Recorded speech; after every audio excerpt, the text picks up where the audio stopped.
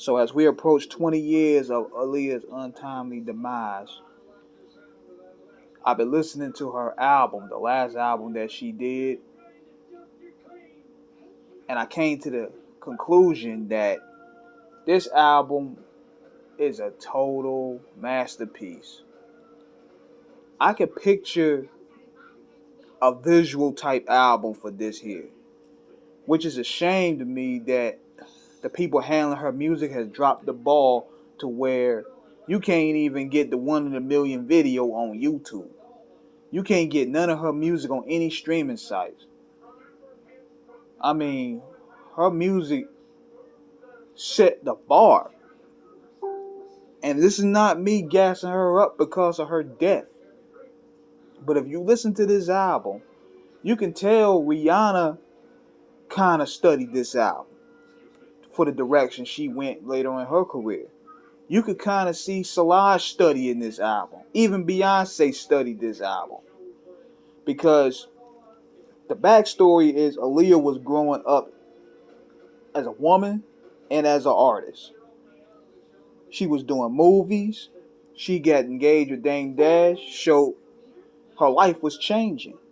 And her music was changing. She was maturing from the tomboy girl that we seen in the Age Ain't Nothing But a Number and Back and Forth video to a grown woman. She was a butterfly. And I remember when I first seen We Need a Resolution, I was like, okay, she's going this route here. It's going a more darker, experimental sound. A lot of artists go through this phase. Rihanna went through this phase. Beyonce go through this phase. And I'm pretty sure a lot of people, a lot of conspiracy theorists will have a field day with this, with saying she's a part of the Illuminati and all this silly talk. But especially with the snake in the video, and especially with the movie that she did before she passed, I'm pretty sure they would have had a field day just like they're doing with Beyonce and Rihanna now. But going back to this album, it was an experimental album, an album that showed growth, an album that showed diversity. Rock the Boat. That's cool to show you how also classy she was. It was a song talking about sexuality. She didn't put it out there like WAP or something like that. It was in a mystique, classy way where it could get radio play. And even the sound of it. It had that whole tropical island sound. See, Static Major, he did a wonderful job at handling this project. That was one of the best producers I've heard. I mean, Devontae handpicked him for the basement for a reason. This guy is sharp.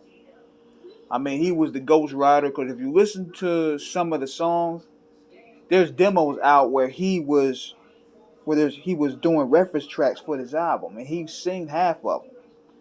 So he had a great vision on where this album needed to go. He learned that from Devontae. My only complaint about it, I wish personally that she had more up-tempo songs, like Hot Like Fire. I wanted something like that, but it's all good to me, man, because she got real personal. She talked about Care For You, and she talked about the ups and downs of what she's been through in relationships. Then you had Read Between. It had a great salsa R&B vibe. It's Whatever. I was listening to that earlier. You could picture Solange or Beyonce doing a record like that. I Can Be, which was a rock joint. I mean, Aaliyah was just talented, man. I mean, it's just a crying shame that not only is her legacy is disappearing, but her influence is not as mentioned as her peer group at that time. And I'm not trying to gas her up because of she passed away, but you could easily tell she set a bar. She was classy. And it's just a shame, man. It's just a shame. But I could picture this being a visual album. If the people behind her will really just get off their ass and just put this project together in a visual type way, this thing would do monster numbers. I mean, her music is too precious to be just sitting in a vault, all because of ego.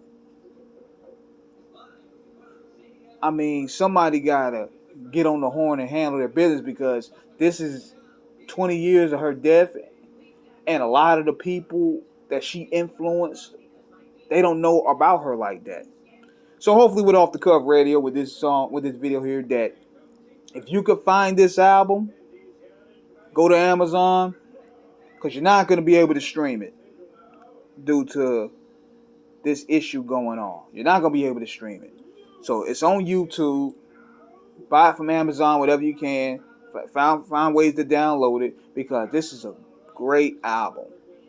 So this is King X signing out. Rest in peace, Aaliyah. Holla.